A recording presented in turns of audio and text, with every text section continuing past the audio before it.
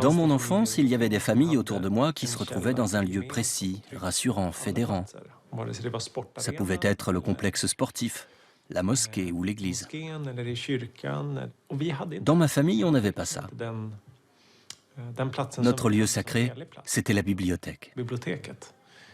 C'était notre lieu, un lieu où nous pouvions nous retrouver et être nous-mêmes, nous sentir moins seuls et aussi sentir un lien avec l'histoire.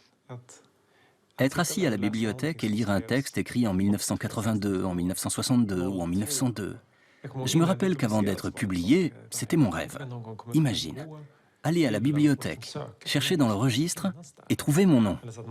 Je me voyais chercher tous les noms en K ou KH, entre qui et qui mon nom serait placé. J'en rêvais. Mon nom sera ici, entre Peter Kilgard, ici, et Imre Kertész, là, super. Ça se passe à Stockholm, juste après une explosion. Le personnage principal a l'impression que les gens autour de lui le soupçonnent d'avoir un lien avec cet acte. Paradoxalement, plus il essaie de paraître normal, plus il semble étrange aux yeux de l'entourage. Je ne m'occupe pas beaucoup des frontières.